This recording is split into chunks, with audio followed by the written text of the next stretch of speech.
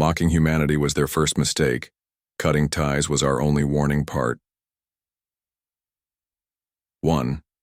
First Contact Captain Susan Miller stood tall on the bridge of the Earth ship Defiance. She looked at the main screen showing the huge alien station. It was their first day meeting the Galactic Concord, a group of over 300 alien species. After watching humans for decades, the aliens finally decided to talk to them. "Ready for history, everyone?" Susan asked her crew. She brushed her short brown hair back and straightened her blue uniform. Jack Peterson, the tactical officer, nodded. His fingers tapped nervously on his console. "As ready as I'll ever be, Captain." "The aliens might not be friendly," Lisa Wright said. The science officer always worried about everything. She adjusted her glasses and looked at her datapad. Their messages seemed cold. "That's why we have Alan with us," Susan said, pointing to Alan Harris, Earth's best diplomat. Alan smiled, but looked serious. "I've studied all their customs," Alan said, "but they didn't share much, just basic meeting rules." The Defiance docked at the giant space station. It looked like a shining wheel with spokes going in all directions. Ships of all shapes and sizes moved around it. Some looked like crystal diamonds. Others resembled giant insects or floating clouds. "Remember," Susan told her team as they walked to the airlock, "we represent all humans.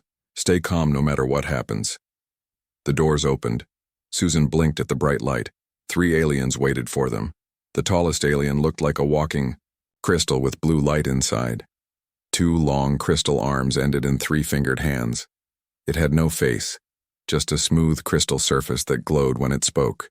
"I am High Chancellor Zakvex of the Vexari," it said in perfect English.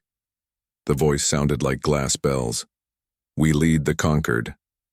Beside the crystal alien stood something like a gray octopus floating in air. Purple eyes covered its body, all blinking at different times. This was Elder Mindenthal of the Nur, a telepathic species. "Your minds are noisy," Enthal said without moving. The words appeared directly in the humans' heads. The third alien looked more normal to human eyes. It had green skin and 4 arms, but stood on 2 legs. "Transit Director Kleetok, it said with a small bow. "I will show you to your rooms." Susan stepped forward and bowed as Alan had taught her. "Captain Susan Miller of Earth, we bring greetings from all humans." High Chancellor Zakvex made a sound like breaking glass. Susan realized it was laughing. "Susan Miller," the crystal being said, breaking her name into wrong parts. Such simple sounds like animal calls. Susan kept her face calm, but she felt her cheeks getting hot. "The apes have learned to build ships," Elder Mindenthal sent to everyone's thoughts. "How amusing." Alan Harris stepped forward. "We're honored to join the Galactic Concord. Earth is eager to learn and share." "Yes, yes," Zakvex cut him off, with a wave of a crystal hand. "All young species say the same things. You'll have plenty of time to show us your tricks." "Tricks?" Jack whispered to Lisa. The green alien Kleetok looked uncomfortable. "Please follow me to your quarters. You must be tired after your journey." They walked through huge hallways filled with aliens of all types. Some looked at the humans with many eyes. Others turned away as if the humans smelled bad. "How long have the Vexari led the Concord?" Susan asked Kleetok. "Nearly 200,000 of your years," Kleetok answered. "The Nur joined as partners 150,000 years ago. The rest of us came later." Lisa gasped. "Your civilization is that old?" "The Vexari consider themselves young," Kleetok said quietly. "There were others before them who moved on." They reached their rooms. Susan frowned when she saw them. The rooms were small with basic furniture. A single window showed the stars outside. "These are junior species quarters," Kleetok explained, looking apologetic. "All new members start here."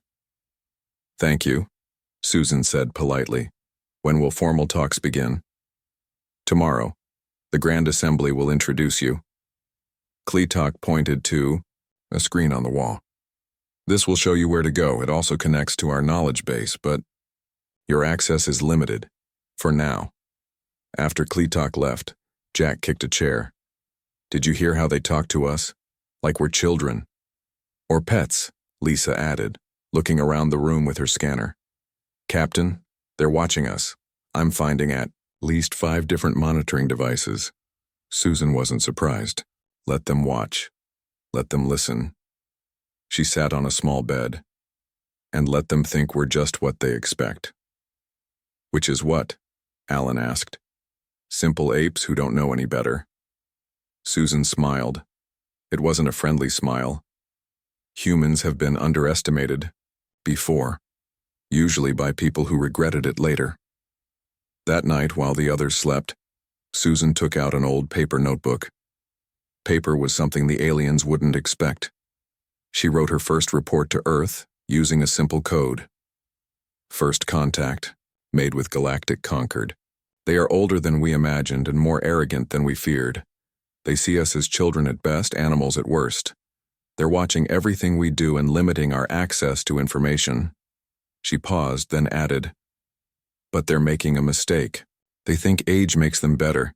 They've forgotten what it's like to fight for survival. Earth taught us that lesson well. Susan looked out at the stars. Somewhere out there was Earth, waiting for her reports. Mocking humanity was their first mistake, she whispered to herself. Let's make sure they don't get a chance to make many more. She closed her notebook and hid it in her uniform. Tomorrow, they would meet the Grand Assembly. Tomorrow, they would smile and bow and act grateful. And tomorrow, they would start learning everything they could about these ancient aliens who thought humans were just clever animals. The Conquered was about to learn that humans were much more than that. Mocking humanity was their first mistake. Cutting ties was our only warning, part 2. Hidden strengths. 3 months passed since humans joined the Galactic Conquered. Every day felt the same to Captain Susan Miller. She and her crew would ask questions. The aliens would give half answers. They would request technology. The aliens would say they weren't ready. It's like we're in kindergarten, Jack Peterson said during their morning meeting. The crew gathered in Susan's small room, speaking quietly. They still think we're just smart monkeys, Lisa Wright added, checking her scanner for listening devices. But maybe that's good for now. Susan nodded. They don't see us as a threat, just as pets or children. We can use that. Alan Harris, the diplomat, looked tired. The Vexari blocked my request again. I asked to see old records about former Conquered members. They said I wasn't ready for such complex information. What did they tell you instead? Susan asked. That some species get elevated out of the Concord. They said it's a great honor to reach that level, but they wouldn't explain what it means. Lisa tapped on her datapad. I've been mapping the station. There are whole sections no junior species can enter. Keep mapping, Susan ordered. Jack, how are the Mimrith treating you? Jack smiled. They like me. I fixed their air system lasting week using basic Earth engineering. They called it primitive human tricks, but seemed impressed it worked. The Mimrith were bug-like aliens who ranked low in the Conquered. Unlike the Vexari and Noor, they treated humans with respect. And Maria? Susan asked about their engineer. Still visiting waste disposal daily, Lisa said. No one questions her. Trash is beneath the high and mighty Vexari's notice. Maria Garcia had discovered that the Concord's waste systems used interesting technology. By studying their trash, she learned more than from their limited teaching sessions. We got a message from Earth this morning, Susan said, pulling out her paper notebook. Our scientists have been studying the images we sent. They think the Concord's technology isn't as magical as it seems. What do you mean? Alan asked. Many of their systems work on principles we were already exploring. Different paths, same science. Susan looked at her team. Earth says to keep playing nice. Learn everything we can. Act grateful for any scraps of knowledge. Later that day, Susan met with a newer representative named Olan. The floating octopus-like alien had dozens of purple eyes that blinked constantly. Your species progresses adequately. Olan's thoughts entered Susan's mind. Though your understanding is basic, we are grateful for any teaching, Susan said politely. Your thoughts are difficult to read, Olan complained. Most species have ordered minds that follow patterns. Human thoughts jump wildly. We can't help how we think, Susan said, hiding her smile. Earth had developed mental exercises to confuse telepathic reading. All crew members practiced daily, perhaps a deeper scan. Olan's eyes glowed brighter. The alien pushed harder, into Susan's mind. Susan thought about Earth songs, jumping between different melodies. She pictured busy city streets, crowded with thousands of people. She remembered the smell of her grandmother's cookies mixed with the sound of ocean waves. Olan made a high-pitched noise and backed away. Two of its eyes closed completely. "Are you okay?" Susan asked, pretending to be concerned. "Your mind, chaotic, pain." Olan's thoughts came broken and weak. "No more today." After the newer left, Susan wrote in her notebook again. The mental defenses worked better than expected. The next week, Kyle Bennett, their junior science officer, became a minor celebrity among the Mirith. He had helped fix their colony's food production using simple earth farming techniques. "The Vexari notice everything," Susan warned Kyle during their meeting. "Be careful." "They don't care what happens in the lower levels," Kyle said. "The Mirith told me the Vexari haven't visited their section in over 50 years. "What else?" "Did they tell you," Susan asked, "that the Concord lost 3 member species last century? Not elevated like they claim. Just gone." Kyle looked serious. "The Mirith are scared it will happen to them next." Susan thought about this new information. Keep working with them. They might become important friends. Meanwhile, Maria Garcia had made an important discovery in the waste systems. "They throw away technology that still works," she told Susan, showing her a small device. "This can convert matter to energy. It's similar to experiments we were doing on Earth, but much more advanced." "Keep collecting," Susan ordered, "and keep visiting the Mirith. The Vexari and Nur are watching us closely, but they ignore the lower sections." Days later, an emergency alarm sounded throughout the station. Susan was called to a special meeting with all species representatives. High Chancellor Zach Vex stood tall, its crystal body glowing red instead of blue. "A deep space explorer ship has encountered something dangerous," the crystal alien announced. "We call it the Void. It has destroyed 50 ships already." Images showed on the large screen, a black cloud that seemed to eat light itself. "Stars disappeared when it passed. It moves toward conquered space," Elder Mindenthal added. "We must prepare defenses." Susan raised her hand. Several aliens looked surprised at her boldness. "What about sending small probe drones first?" she suggested, "to gather information before risking ships and lives." The crystal alien made the breaking glass sound that meant laughter. "Susan Miller thinks her primitive ideas can help," Zekvex mocked. "The Conquered has faced threats for 1,000,000 years. We know how to respond." The meeting continued. But no, one asked for human input again. Back in their quarters, Susan sent an urgent message to Earth. Something wasn't right about how the Conquered handled this crisis. That night, Alan Harris met secretly with a Mirith ambassador in a lower section of the station. "Has the Conquered faced this void before?" Alan asked. The bug-like alien's antennas twitched nervously. "Many times over many centuries. They never defeat it, they just feed it." "Feed it? Feed it what?" "Outer worlds, junior species." The Memorith clicked its mandibles sadly.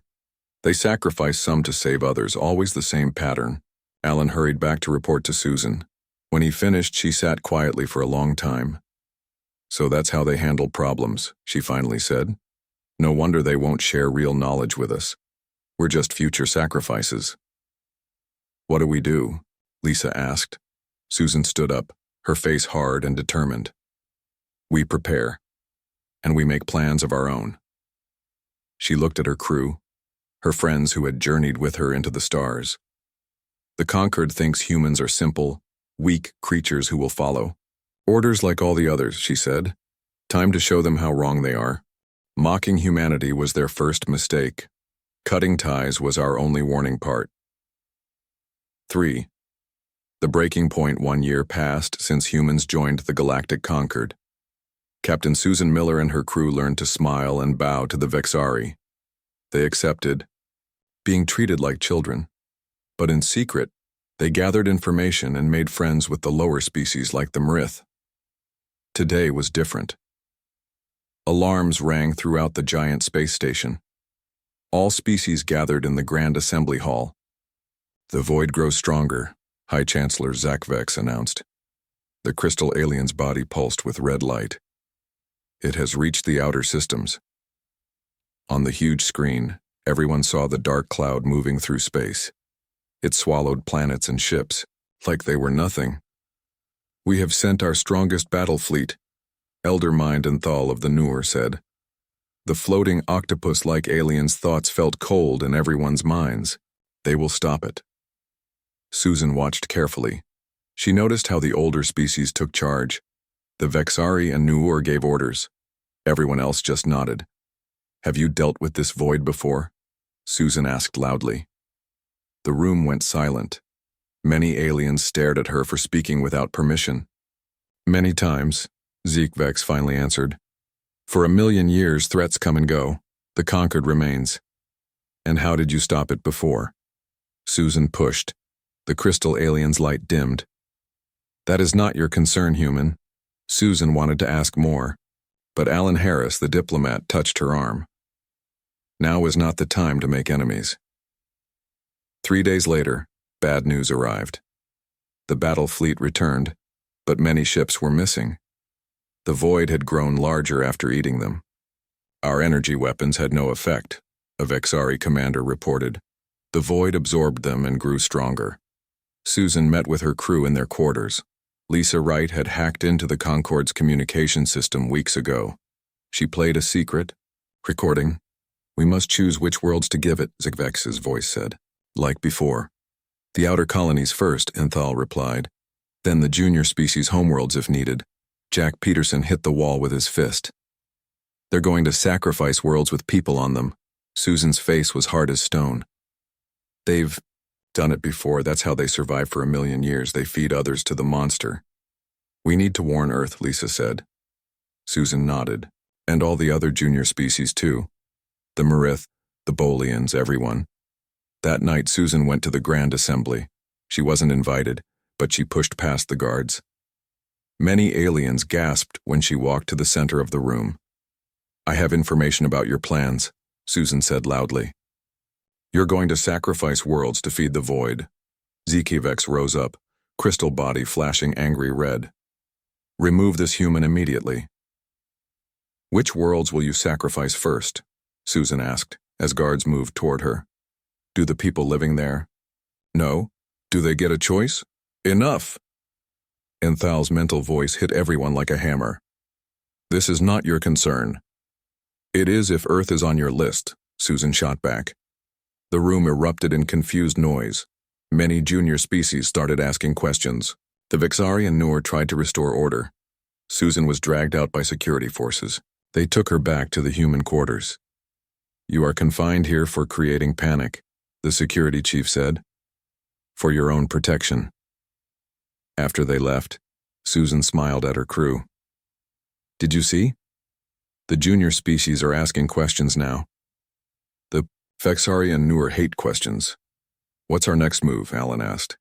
Susan pulled out a small device Maria Garcia had built from Concord waste technology. We send a message to every junior species in the Concord, tell them what's happening, and we offer them something the Concord never has. What's that? Lisa asked. A choice, Susan said, and a different way to fight. The next morning, security.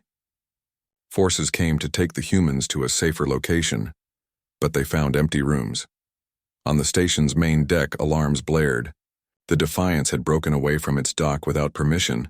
It was moving away from the station at high speed. Stop them, Zikvex ordered.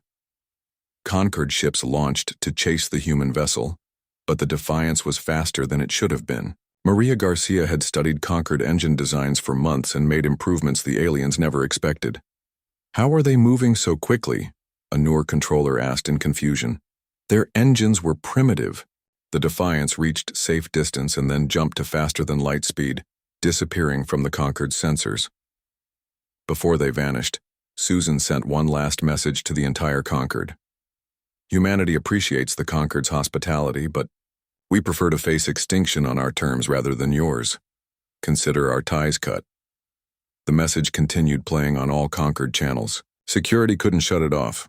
For any species who wants a choice, we offer friendship. We will not sacrifice your worlds to save ours. We will find another way together. The Defiance will stop at these coordinates for 3 days before returning to Earth. Any who wish to join us are welcome. In the Concorde control room, chaos broke out. Vex tried to block the message, but it kept playing. Ethal tried to calm the junior species, but many were already heading to their ships. The humans have caused a riot. Vex's crystalline voice shattered with rage. They will die facing the void alone, Enthal said. No species can stand against it. On the Defiance, Susan watched the stars streak by as they flew home at top speed. Oh, will anyone join us? Lisa asked. Some will, Susan said. The Marith already signaled they're coming. Others will follow. And what happens when we reach Earth? Jack asked. The void is still coming. Susan looked at the data they had stolen from the Concorde. Information the Vexari and Nuur had kept secret for thousands of years. We do what humans have always done, she said. We find a new way. The Concorde's biggest mistake wasn't just mocking us. It was thinking there's only one solution to every problem. Lisa looked worried. We have 6 months before the void reaches our solar system. Is that enough time? Susan thought about Earth's history. How humans had faced disasters, wars, and near extinction many times. How they always survived, often by thinking differently when old solutions failed. It has to be, she said. Because one thing is certain, humanity won't be a sacrifice, not for the Concorde, not for anyone. The Defiance pushed its engines harder, racing home to warn Earth and prepare for the fight of their lives. Mocking humanity was their first mistake. Cutting ties was our only warning. Part 4. Humanity stands alone. 6 months passed since the Defiance returned to Earth. The planet had changed in ways no one could have imagined. Susan Miller, now Admiral Miller, stood at the main window of Earth Space Command. Below her, the once green planet buzzed with activity. Factories worked day and night. New ships rose into space every hour. Admiral, the Minarith ships have arrived, Jack Peterson said, walking up beside her. He now led Earth's tactical division.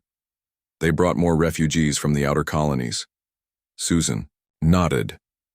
How many species have joined us now? 23, Jack answered. Mostly the younger ones the Concorde didn't value. The Marith, the Bolians, the Trell. When the Defiance had returned with news of the void and the Concorde's plan to sacrifice worlds, Earth's leaders acted quickly. They called it the Great Preparation. Every factory was turned to building ships and weapons. Scientists worked around the clock studying the Concorde technology Maria Garcia had brought back. Have you seen what Dr. Chen is working on? Jack asked. Susan smiled. The nanomachines? Yes, they're almost ready. Dr. Chen led Earth's science team. Using scraps of Concorde knowledge combined with human innovation, they developed something new. Not energy weapons that the void could absorb, but billions of tiny machines designed to change how space itself worked. The void has reached the Concorde's outer worlds, Lisa Wright reported, joining them at the window. She now ran Earth's intelligence network. 3 planets already gone. Millions of refugees are heading to the core worlds. And are the Vexari and Noor letting them in? Susan asked, though she already knew the answer. Lisa shook her head. They've closed their borders, only protecting their own kind. Susan wasn't surprised. The Concorde's oldest species always saved themselves first. That's how they had survived for 1,000,000 years. Our fleet is ready, Alan Harris said, entering the room. The diplomat now coordinated between human forces and the alien refugees who had joined them. 10,000 ships, small ones like you, ordered. The Earth fleet looked nothing like the massive battleships the Concorde used. Instead, humans built thousands of small, fast vessels. Each carried specialized equipment and only a small crew. "The conquered will be watching," Susan said. "They expect us to fail, to be consumed like all the others." "Let them watch," Jack said with a hard smile. "Let them learn." 1 week later, Susan stood on the bridge of her new ship, the Defender. Around her, the Earth fleet gathered in orbit. 10,000 ships, each one different, each with a special purpose. "The Void has changed course," Lisa reported from her station. "It's heading directly toward our solar system." "They're feeding it our way," Alan said bitterly. "The Concorde is sacrificing us first." Susan nodded. As expected, all ships prepare to move out. The Earth fleet left orbit together, heading toward the approaching darkness. The smaller alien ships that had joined them followed in formation.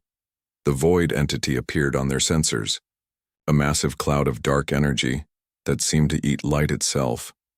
It had grown larger after consuming the Concorde worlds, now big enough to swallow Earth's moon. "All ships, take positions," Susan ordered. "Remember your training. This isn't about firepower, it's about patterns." Unlike the Concorde's direct attacks with energy weapons, Earth's plan was different. The small ships spread out in a complex formation, creating a net around the approaching Void. "Pattern Alpha beginning," Jack announced. "First wave, deploy, nanomachines." Hundreds of ships released billions of tiny machines into space, too small to see with the naked eye. Each one carried part of Earth's most advanced technology. "The Void is reacting," Lisa reported. "It's trying to consume the nanomachines." "Good," Susan said. "Second wave, deploy." More ships moved forward, releasing a different type of nanomachine. These didn't attack the Void. Instead, they created tiny knots in the fabric of space itself, forming a complex web. "The Void's movement is slowing," Jack reported. "It's getting caught in the spatial distortions." On their long-range sensors, Susan could see conquered vessels watching from a safe distance. She smiled, imagining their confusion. "It's working," Lisa said with amazement. "The nanomachines are creating thousands of microfields inside the Void entity." The Void began to pulse with strange light. Its perfect darkness became spotted with blue energy as the nanomachines did their work. "Third wave, prepare for final phase," Susan ordered. The last groups of Earth ships moved into position. Each carried devices based on Conquered waste disposal technology that Maria Garcia had studied, but humans had modified them in ways the aliens never imagined. "The Imrith ship is hailing us," Alan said. "Their scientists want to observe up close." "Tell them to stay back," Susan warned. "This is the most dangerous part." In the Conquered observation fleet, the Vexari and Noor watched in stunned silence. Their sensors showed something impossible happening. "The humans are changing the Void," a Vexari scientist reported, crystal body flickering with confusion. "Not destroying it, transforming it." The Earth fleet completed its pattern. All ships now surrounded the Void entity in a sphere. The nanomachines had created a complex web inside it, dividing the once unified darkness into smaller sections. "All ships deploy Phase 3, Susan ordered. The modified waste converters activated. Simultaneously. They didn't try to destroy the Void. Instead, they changed what it consumed. "We're feeding it something else," Susan explained to her bridge crew. "Something that won't harm worlds or people." The Void's color slowly shifted, from pure black to dark blue, then lighter blue. Its violent movements calmed. "Admiral, we're getting readings," Lisa said in wonder. "The Void entity it's redirecting its feeding. It's consuming background vacuum energy instead of matter." Susan let out a breath she didn't know she was holding. "That's unlimited food for it. It won't need planets anymore." "We did it," Jack whispered. "We actually did it." The transformed Void pulsed with gentle blue light. It began moving away from the fleet, drawn toward the empty space between galaxy arms where vacuum energy was abundant. Susan opened a channel to all ships. "The threat has been neutralized. All vessels return to standard formation. The Earth fleet will escort the entity to safe distance." As the ships reformed, Susan received an urgent message. A Concord diplomatic vessel was approaching. "They want to talk now?" Jack asked with a harsh laugh. Susan smiled. "Of course they do. They just saw us solve a problem they've faced for 1,000,000 years, a problem they could only handle by sacrificing others." "What will you tell them?" Alan asked. Susan looked at the transformed void entity, now peacefully moving away from inhabited space. "I'll tell them humans don't solve problems by sacrificing innocent lives," she said. "And I'll tell them they have a choice to make." The Earth fleet began its victory formation, escorting the peaceful blue entity away from danger. Behind them, the confused Concord ships followed at a distance, watching and learning a lesson 1,000,000 years overdue. Mocking humanity was their first mistake. Cutting ties was our only warning. Part 5, The Concord's Education. 3 weeks after humanity transformed the void, a full Concord delegation arrived at Earth. Their massive ship entered orbit slowly, as if unsure of its welcome. Admiral Susan Miller watched from Earth Space Command as the alien vessel approached. Beside her stood representatives from the 23 species that had joined with humans. The Vexari and Noor themselves. Click, the Marith ambassador, clicked his mandibles nervously. "They never leave the Concord core worlds." "They do now," Susan said with a small smile. "They want something from us." The Earth defense grid tracked the Concord ship carefully. Thousands of small Earth vessels surrounded it, not threatening, but watchful. "They've sent landing coordinates," Jack Peterson reported from his station. "They want to meet at our main government building." Susan shook her head. "Tell them we'll meet at the Singapore Science Center instead, where Dr. Chen developed the nanomachines." The alien delegation landed 2 hours later. High Chancellor Zekvex led the group, its crystal body now glowing a dim blue instead of its usual bright color. Elder Mind and Thal floated beside it, purple eyes blinking more slowly than before. "Admiral Miller," Zekvex said, its voice lacking the mocking tone it once had. "The Concord appreciates Earth's assistance with the void entity." Susan nodded but said nothing. She let the silence stretch uncomfortably. "Your solution was unexpected," and Thal's thoughts entered the minds of everyone present. "No species has ever tried to change the void rather than fight or flee it. We don't sacrifice lives when there are other options," Susan replied simply. The Earth team led the aliens through the Science Center. Dr. Chen explained how they developed the nanomachines using principles the Concord had discovered but never fully explored. "You took waste disposal technology and adapted it?" ZKVX asked Maria Garcia, who now led Earth's engineering division. "You throw away good ideas," Maria answered. "We recycle them." The tour ended in a large meeting room. Maps showed the transformed void entity, now glowing blue, moving safely away from inhabited space. "We have monitored it for 3 weeks," Lisa Wright explained. "It no longer consumes planets or ships. It feeds only on background vacuum energy." "An unlimited food source," Alan Harris added. "It doesn't need to harm anyone anymore." "High Chancellor."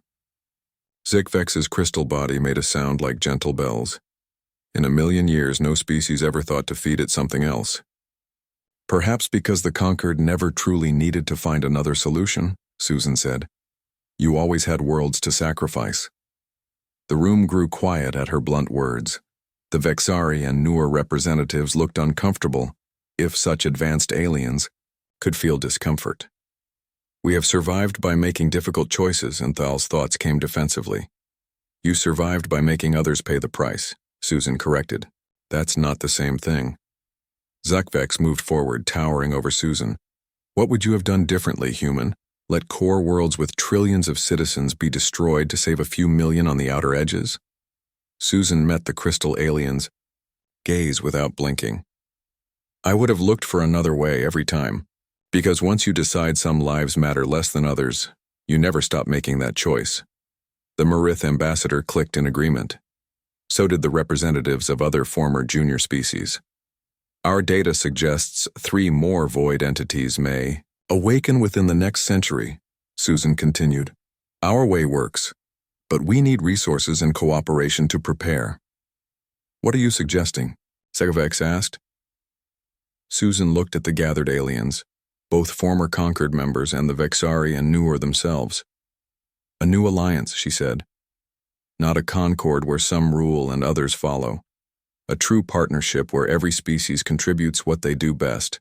The Vexari have led for 200,000 years, Enthal protested. Our experience got you into a pattern of sacrificing others, Susan cut in. Maybe it's time for new ideas. Surprisingly, Zikvex made a sound like soft laughter. You, humans are remarkable. You've been among the stars for less than 100 years, yet you lecture species 1,000 times older. Being old doesn't always make you wise, Susan replied. Sometimes it just makes you stuck in old patterns. The meetings continued for days. The Vexari and Nuur were not used to being challenged or treated as equals, but they had seen what humanity could do, how they solved an ancient problem in months that the Concord couldn't solve in 1,000,000 years. On the final day, Susan met privately with High Chancellor Zakavex. Why did you really come to Earth, she asked. You could have just sent a message. The crystal being's light pulsed slowly. We have watched many species rise and fall. Some grew violent and had to be contained. Others grew beyond our understanding and left. But humanity, you are different. How so? Susan asked. You could have let the void consume us after we planned to sacrifice you. Many species would have, but instead you solved the problem for everyone. Zekvex's voice sounded almost sad. We had forgotten there could be another way. Susan nodded. The Concord is very old.